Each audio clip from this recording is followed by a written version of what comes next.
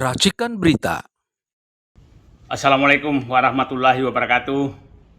31 Desember 2024, bangsa Indonesia bagaikan kena petir di siang bolong karena lembaga OCCRP mengumumkan mantan Presiden Jokowi sebagai finalis pemimpin terkorup 2024.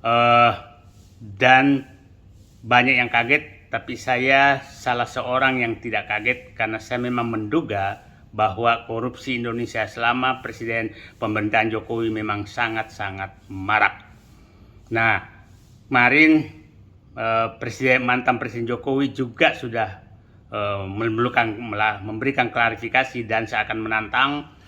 Tantangannya ada 4. 1, silahkan buktikan. 2, apa yang saya korupsi. 3, ini framing jahat.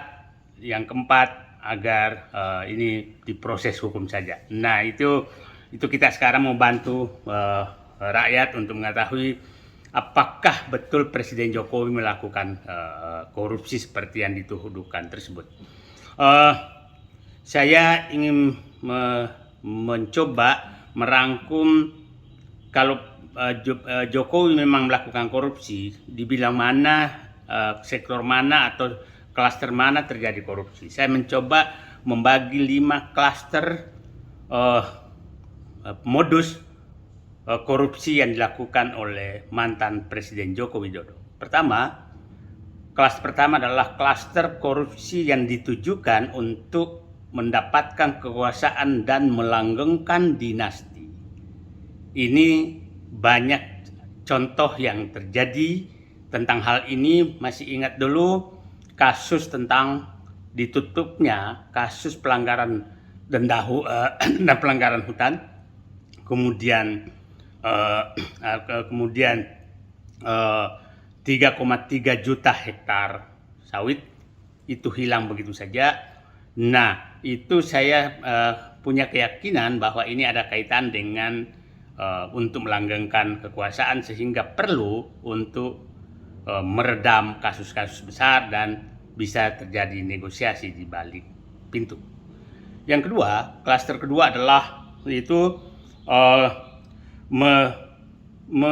menjarakan lawan-lawan politik. Itu klaster korupsi kedua.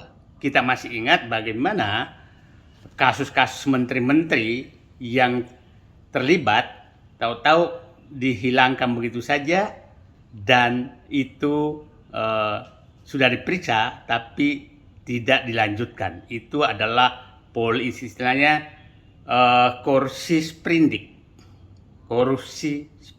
Masih ingat kasus impor garam, minyak goreng, HPH, kemudian kasus BTS dan berbagai kasus lain yang menguap begitu saja. Dan masih ingat kasus penggantian Ketua Umum Partai Golkar yang karena isu semua bahwa itu ada 11 sprindik. Itu korupsi klaster kedua. Korupsi klaster ketiga adalah ini ambisi pribadi. Ada 2 subklaster di sini. Klaster pertama adalah ingin punya legacy. Seakan-akan presiden berhasil tapi merugikan rakyat.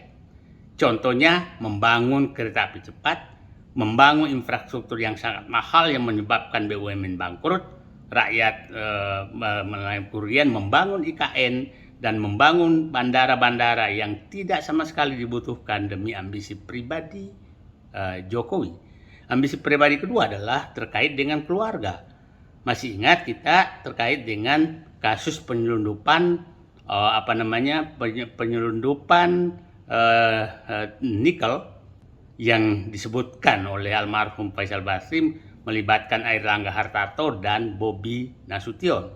Kemudian kasus Blok Medan dengan berbagai kasus. Yang keempat adalah klaster penggunaan uang negara untuk menyogok rakyat.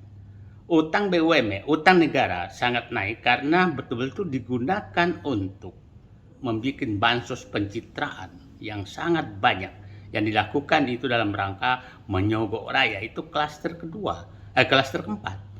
Klaster kelima yang terakhir adalah klaster korupsi dengan menyogok oligarki.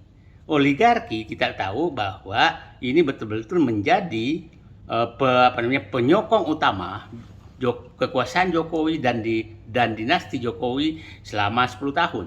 Mereka lah yang mendapatkan fasilitas di berbagai tempat, di pertambangan, di perkebunan, di macam-macam.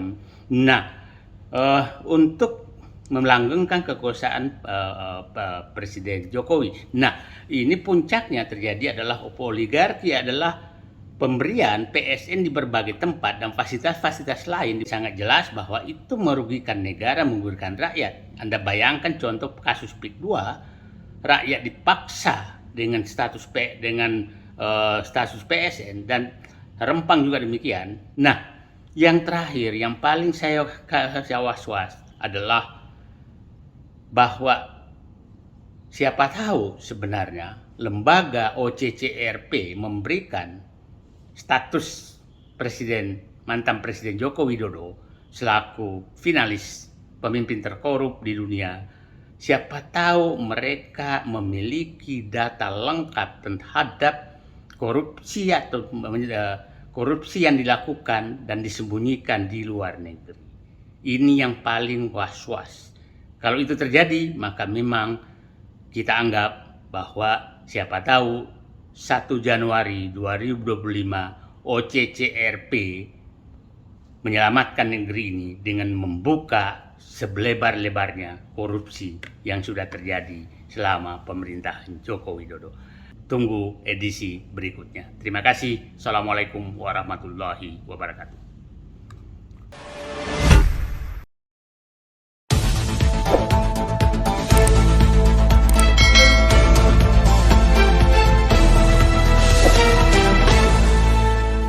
Racikan Berita